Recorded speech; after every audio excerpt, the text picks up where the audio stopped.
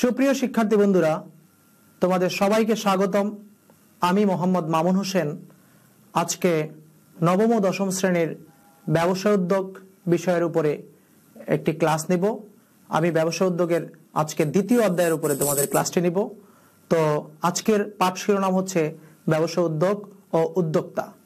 তোমরা নিশ্চয়ই জানো এই দ্বিতীয় অধ্যায়ের উপরে আমরা আরো একটি ক্লাস নিয়েছি, সুতরাং আজকের ক্লাসটি হবে কিন্তু দ্বিতীয় ক্লাস।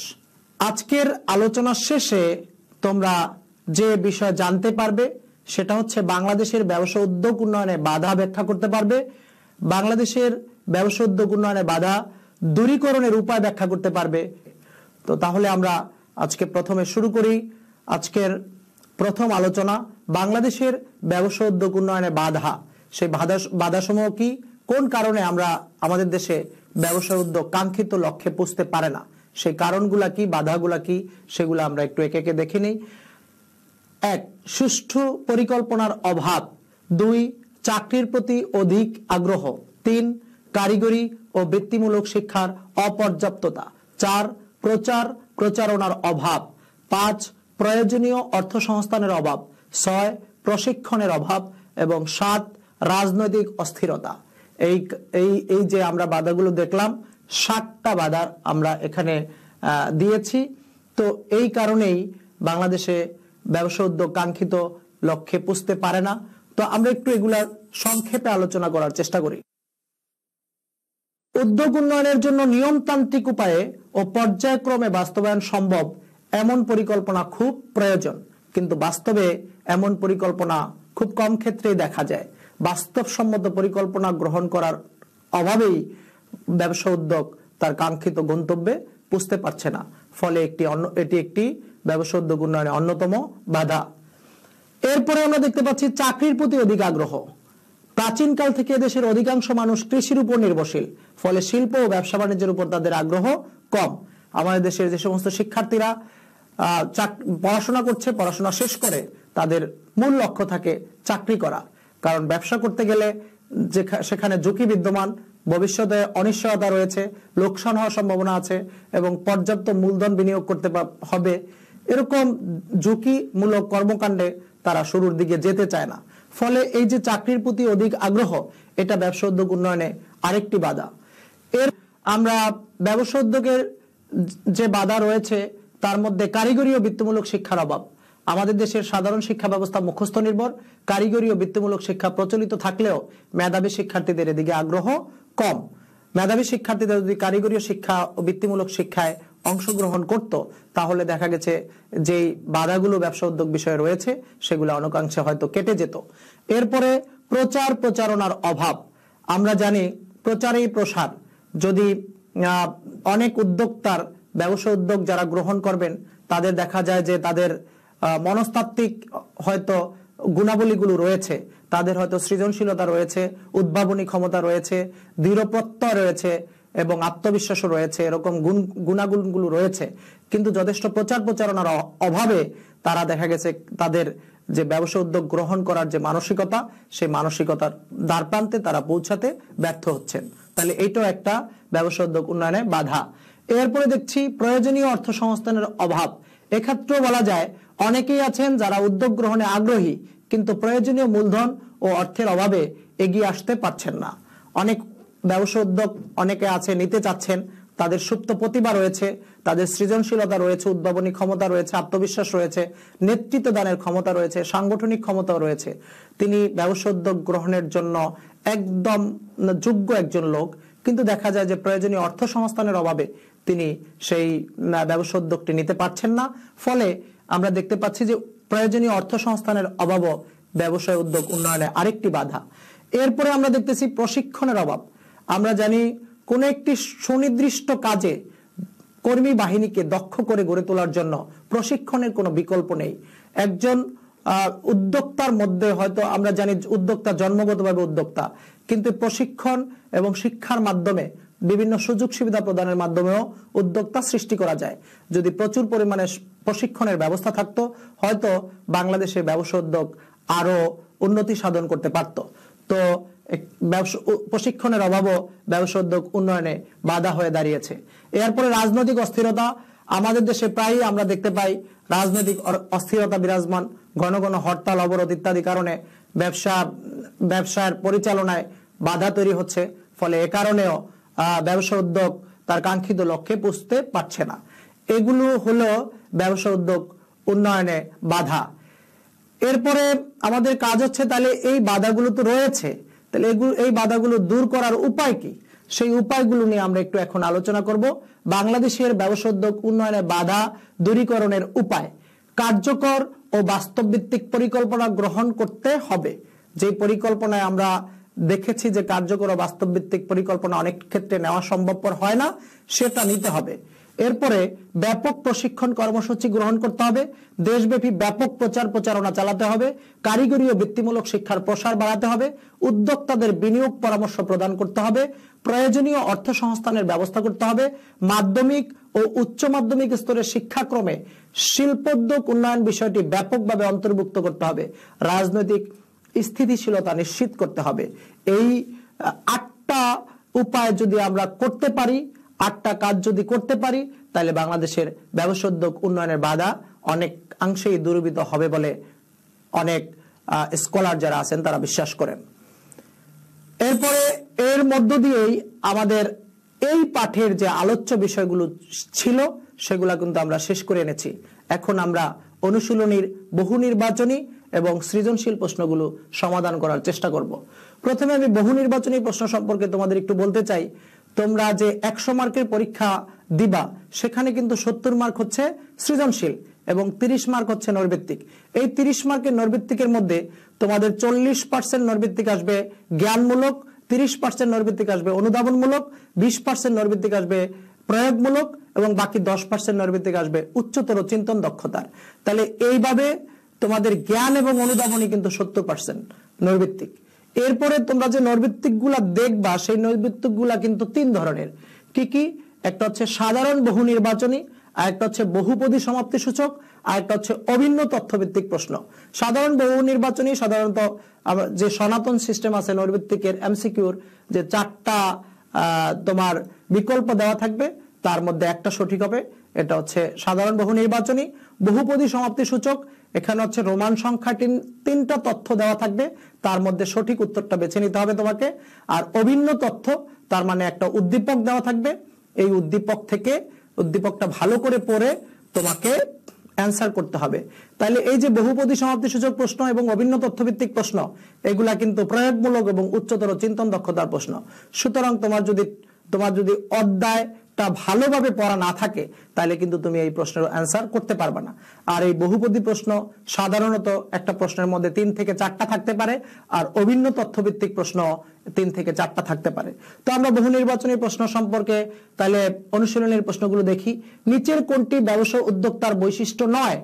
আত্মবিশ্বাস, অবশ্যই এটা ব্যবসা উদ্যোক্তার বৈশিষ্ট্য। গুণাবলীগুলোই সাধারণত বৈশিষ্ট্যের মধ্যেই পড়ে। উদ্ভাবনী ক্ষমতা, এটাও বৈশিষ্ট্য। পুঁজি সংগ্রহের দক্ষতা, এটাও বৈশিষ্ট্য। ঝুঁকি এড়ানোর মানসিকতা, একজন উদ্যোক্তা কোনোভাবেই ঝুঁকি এড়াবেন না, তিনি ঝুঁকি গ্রহণ করবেন, এটাই আমরা চ্যাপ্টারের মধ্যে পড়ে আসছি। সুতরাং উদ্যোক্তার বৈশিষ্ট্য নয়, এটাই হবে ঘ, ঝুঁকি এড়ানোর মানসিকতা। 2 নম্বর, ব্যবসা উদ্যোগের প্রতি যুবকদের আগ্রহ বৃদ্ধি করা যায় কিভাবে? কারিগরি ও বৃত্তিমূলক শিক্ষার প্রসার ঘটিয়ে। আমরা এটা কিন্তু বাধা দূরীকরণের উপায়ের মধ্যে সেখানে পড়ে আসছি যে কারিগরি ও বৃত্তিমূলক শিক্ষার প্রসার ঘটিয়ে যুবকদের আগ্রহ বৃদ্ধি করা যায়, তাহলে এটা সঠিক। রোমান সংখ্যা 2, গণমাধ্যমে ব্যাপক প্রচারণা চালিয়ে, এটাও কিন্তু আজকে আমরা আলোচনা করেছি, তাহলে এটাও রাইট। এরপরে এটি বাধ্যতামূলক বিষয় হিসেবে চালু করে, তাহলে এটা কিন্তু বলা হয়নি চ্যাপ্টারের মধ্যে, সুতরাং এটা রাইট নয়। 1 ও 2 কারেক্ট, তাহলে ক। এরপরে আসো আমরা 3 নাম্বার সৃজনশীল নৈর্ব্যক্তিকে যাই। 3 নাম্বার নৈর্ব্যক্তিকে কি বলেছে? নিচের অনুচ্ছেদটি পড়ে 3 ও 4 নং প্রশ্নের উত্তর দাও। অর্থাৎ একটা অনুচ্ছেদ দেওয়া আছে, এই অনুচ্ছেদটা পড়ে তুমি 3 নাম্বার এবং 4 নাম্বার প্রশ্নের অ্যান্সার করবা। অনুচ্ছেদটা কি? এনায়েত স্থানীয় যুব প্রশিক্ষণ থেকে কেন্দ্র থেকে মৎস্য চাষের উপর প্রশিক্ষণ গ্রহণ করে। সেও তার বড় ভাই মিলে পারিবারিক পুকুরে মৎস্য চাষ শুরু করার সিদ্ধান্ত নেয়, কিন্তু কিছু বন্ধু বান্ধব ঝুঁকির কথা বলে তাদেরকে নিরুৎসাহিত করার চেষ্টা করে, এতে তারা মোটেও থেমে যায়নি। তাহলে এনায়েত যে পারিবারিক পুকুরে মৎস্য চাষ করছে সেটা নিশ্চয়ই তার শখ নয়, এটা তিনি মৎস্য বিক্রি করে মুনাফা অর্জন করবেন সে কারণেই করেছে। সুতরাং আমরা জানি মুনাফা অর্জনের উদ্দেশ্যে যদি কোনো উদ্যোগ গ্রহণ করা হয় তাহলে সেটা হচ্ছে ব্যবসা উদ্যোগ। তাহলে আমরা উত্তরটা পেয়ে গেলাম। 3 কারেক্ট হবে 2 খ, অর্থাৎ ব্যবসায় উদ্যোগ। এরপর 4, বন্ধু বান্ধবদের পরামর্শ না শুনে কাজে এগিয়ে যাওয়ায় এনায়েতের মধ্যে উদ্যোক্তার কোন গুণটি প্রকাশ পেয়েছে? ধৈর্যশীলতা নো, সাহসিকতা নো, উদারতা নো, চ্যালেঞ্জ গ্রহণ করার মানসিকতা, কারণ বন্ধু বান্ধবরা তাকে কিন্তু নিরুৎসাহিত করেছে, সুতরাং চ্যালেঞ্জ গ্রহণ করার মানসিকতাই তাকে তার মধ্যে এই গুণটি প্রকাশ পেয়েছে। তাহলে ঘ অ্যান্সার। তো নৈর্ভিত্তিক শেষ হয়ে গেল। এরপর আমরা সৃজনশীল প্রশ্ন আলোচনা করব। সৃজনশীল পাঠ্য বইয়ে তোমাদের 2টা সৃজনশীল প্রশ্ন আছে। সেই 2টা সৃজনশীল প্রশ্ন আমি যদি সৃজনশীল প্রশ্নের ব্যাপারে একটু বলে নিতে চাই। সৃজনশীল প্রশ্নে একটা উদ্দীপক দেওয়া থাকে, উদ্দীপকে 4টা অ্যান্সার চাওয়া হয়, ক, খ, গ, ঘ। আমরা জানি ক হচ্ছে জ্ঞানমূলক, খ হচ্ছে অনুধাবনমূলক, ঘ হচ্ছে প্রয়োগমূলক এবং ঘ হচ্ছে উচ্চতর চিন্তন দক্ষতা। ক এবং খ তোমাকে উত্তর করতে হবে হচ্ছে টেক্সট বুক থেকে, অর্থাৎ উদ্দীপকের বাইরে থাকবে, আর গ এবং ঘ এর আনসার করতে হবে তোমাকে উদ্দীপক থেকে। তাইলে এই যে আমরা 4টা প্রশ্ন দেখলাম, জ্ঞান, অনুধাবন, প্রয়োগ, উচ্চতর চিন্তন দক্ষতা, প্রকৃতপক্ষে জ্ঞানের প্রশ্নে জ্ঞান 1, অনুধাবনের প্রশ্নে জ্ঞান 1, অনুধাবন 1, প্রয়োগের প্রশ্নে জ্ঞান 1, অনুধাবন 1, প্রয়োগ 1, এবং উচ্চতর চিন্তন দক্ষতার প্রশ্নেও জ্ঞান 1, অনুধাবন 1, প্রয়োগ 1 এবং উচ্চতর চিন্তন দক্ষতার 1। তাহলে কি দাঁড়ালো? জ্ঞান কিন্তু 4, অনুধাবন হচ্ছে 3 এবং প্রয়োগ হচ্ছে 2, উচ্চতর চিন্তন দক্ষতা হচ্ছে মাত্র 1। এইভাবে হচ্ছে কিন্তু প্রশ্নের উত্তর মূল্যায়ন করা হয়। তো আমরা তোমরা নিশ্চয়ই এই অনেকদিন ধরে সৃজনশীল যেহেতু তোমরা চর্চা করে আসছো, তোমরা যে বিষয়গুলো জানো, আমি আবার একটু রিপিট করলাম। তো পাঠ্য বইয়ের 1 নং সৃজনশীল প্রশ্নের প্রথমে উদ্দীপকটি আমরা একটু পড়ি। মেহেদাত ও নুহাস 2 বন্ধু 10 বছর বিদেশে অবস্থান করে সম্প্রতি দেশে ফিরেছেন। তাদের আর বিদেশে যাওয়ার ইচ্ছা নেই। মেহেদাদের এলাকা চিরামুড়ির তৈরির জন্য বিখ্যাত। সেজন্য মেহেদাদ গ্রামের দক্ষ কারিগরদের একত্রিত করে বৃহৎ আকারে মানসম্মত চিরামুড়ি তৈরির সিদ্ধান্ত গ্রহণ করলেন। এতে মেহেদাদের উন্নতির পাশাপাশি কারিগরদেরও সচ্ছলতা বৃদ্ধি পেল। তাহলে এটা কিন্তু আমরা দেখতে পাচ্ছি যে এটা তার একটা ব্যবসা উদ্যোগ, কারণ তিনি চিরামুড়ির যে কারখানা দিবেন সেটা তার নিজের যেমন কর্মসংস্থানের সুযোগ তৈরি হবে, পাশাপাশি এলাকায় যে কারিগররা রয়েছেন তাদেরও তোমার কর্মসংস্থানের সুযোগ সৃষ্টি হবে এবং তাদের মধ্যে সচ্ছলতা আসবে। সুতরাং এটা হচ্ছে ব্যবসা উদ্যোগ। অন্যদিকে নুহাস গ্রামের ঐতিহ্যকে লালনের উদ্দেশ্যে তার নিজ বাড়িতে একটি পাঠাগার ও সংগ্রহশালা প্রতিষ্ঠার সিদ্ধান্ত নিলেন। এলাকাবাসী তাদের কর্মকাণ্ডে খুশি। এই যে পাঠাগার স্থাপন করতে চাচ্ছে নুহাস, এটা কিন্তু তোমার জনহিতকর কাজ, এটার মধ্যে কোনো মুনাফা অর্জন করার কোনো প্রত্যাশা নুহাসের নেই। সুতরাং এটাকে আমরা শুধু বলতে পারি উদ্যোগ। তাহলে আমরা প্রশ্নের উত্তরে যাই। প্রথমে প্রশ্নগুলো দেখে নিই। ম্যাট সুসিটা কোন দেশের কোম্পানি? আমরা প্রথম ক্লাসে কিন্তু এটা বলেছি, এটা জাপানের কোম্পানি। এরপরে ব্যবসা উদ্যোক্তা বলতে কি বোঝায় ব্যাখ্যা করো। এটাও আমরা যে প্রথম ক্লাস নিয়েছি সেখানে পরিষ্কার আলোচনা করেছি যে যিনি উদ্যোগ গ্রহণ করেন, ব্যবসা সংক্রান্ত উদ্যোগ গ্রহণ করেন, তাকেই উদ্যোক্তা বলা হয়। তারপরে সেটা ব্যাখ্যা দিতে হবে। আমরা আজকে অ্যান্সারটাও দেখাবো। গ, নুহাসের গ্রামে পাঠাগার ও সংগ্রহশালা প্রতিষ্ঠা কোন ধরনের চিন্তা? ব্যাখ্যা করো। এই যে পাঠাগার ও সংগ্রহশালা প্রতিষ্ঠা করবে, এটা কিন্তু একটা জনহিতকর জনকল্যাণকর একটা উদ্যোগ।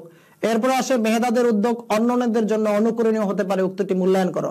আমরা গ এবং ঘ নাম্বারের প্রশ্নের অ্যান্সার কিন্তু আমি দিব না, আমরা ক এবং খ এর অ্যান্সার দিচ্ছি। যে ক এর অ্যান্সার ম্যাট সুসিটা জাপানের একটি কোম্পানি। খ, যিনি ব্যবসায়ের উদ্যোগ নেন তাকে ব্যবসা উদ্যোক্তা বলে।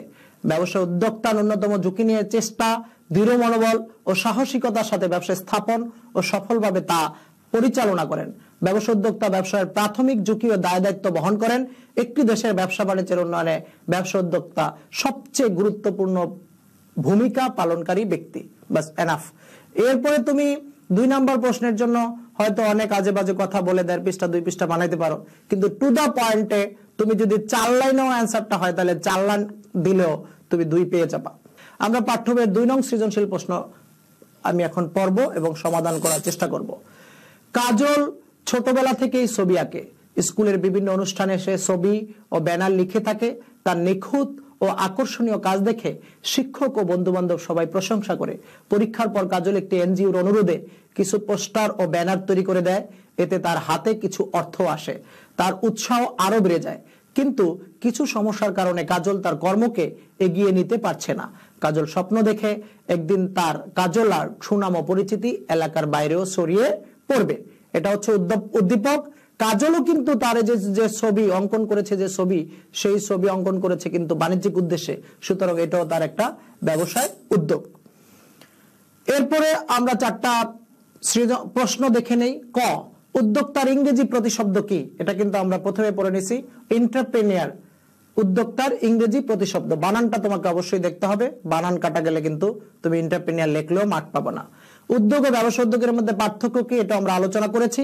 উদ্দীপকের কাজলের মধ্যে উদ্যোক্তার কোন ধরনের গুণটি পরিলক্ষিত হয়েছে ব্যাখ্যা করো।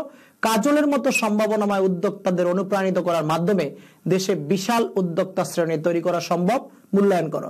এই যে গ এবং ঘ আমরা আলোচনা করে দিয়েছি। আমরা ক এবং খ নাম্বার প্রশ্নটা উত্তর দিয়েছি। উদ্যোগের ইংরেজি প্রতিশব্দ হলো এন্টারপ্রেনিয়ারশিপ। এই বানানটা তোমাকে অবশ্যই মনে রাখতে হবে। খ, উদ্যোগ ও ব্যবসা উদ্যোগের মধ্যে পার্থক্য নিম্নে দেওয়া হলো। আমরা কিন্তু এগুলা পরিষ্কারভাবে পড়িয়েছি যে উদ্যোগ কি, যে কোনো কর্ম প্রচেষ্টাই কিন্তু উদ্যোগ। আর লাভের আশায় যদি কোনো উদ্যোগ নেওয়া হয়, পুঁজি বিনিয়োগ করে, সেটা হচ্ছে ব্যবসা উদ্যোগ। লাভবান হওয়ার আশায় লোকসানের সম্ভাবনা জেনেও ঝুঁকি নিয়ে ব্যবসা প্রতিষ্ঠার জন্য দৃঢ়ভাবে এগিয়ে যাওয়া ও সফলভাবে ব্যবসা পরিচালনা করা হচ্ছে ব্যবসা উদ্যোগ। কেবলমাত্র মুনাফা অর্জন করাই সকল উদ্যোগের উদ্দেশ্য নয়। আর ব্যবসা উদ্যোগ কি? ব্যবসা উদ্যোগের প্রধান উদ্দেশ্য হচ্ছে মুনাফা অর্জন। 3, সকল প্রকার জনহিতকর কাজ। এটা হচ্ছে উদাহরণ, যেমন স্কুল, কলেজ, হাসপাতাল ও খেলাধুলার ক্লাব প্রতিষ্ঠা করা ইত্যাদি হচ্ছে উদ্যোগের উদাহরণ। আর ব্যবসা উদ্যোগ সকল প্রকার বৈধ ব্যবসা, যেমন মুদি ব্যবসা, জুয়েলারি ব্যবসা ইত্যাদি। এরপরে আসো বাড়ির কাজ। আমি আবারও বলি, তুমি গ এবং গ তোমরা নিজেরা অ্যান্সার লিখে সেটা তোমাদের বিষয় শিক্ষককে দেখে নিবা, কারণ গয়ের মধ্যে প্রয়োগ এবং উচ্চতর চিন্তা দক্ষতা রয়েছে। এটা এক একজনের এক এক রকম অ্যান্সার হতে পারে, কিন্তু উদ্দীপক এবং টেক্সট বুকের আলোকে যদি তুমি লেখো, সঠিকভাবে লিখতে পারো, তুমি নিশ্চয়ই ফুল নাম্বার পাবা। তোমরা এটা নিজেরা অ্যান্সার লিখে তোমাদের যে বিষয় শিক্ষক আছে তাদেরকে দেখিয়ে নিবা। আমাদের আজকে ক্লাস একদমই শেষ পর্যায়ে। তোমরা যদি এই ক্লাসটি আবার দেখতে চাও, তাহলে আমার ঘরে আমার স্কুল অনুষ্ঠানের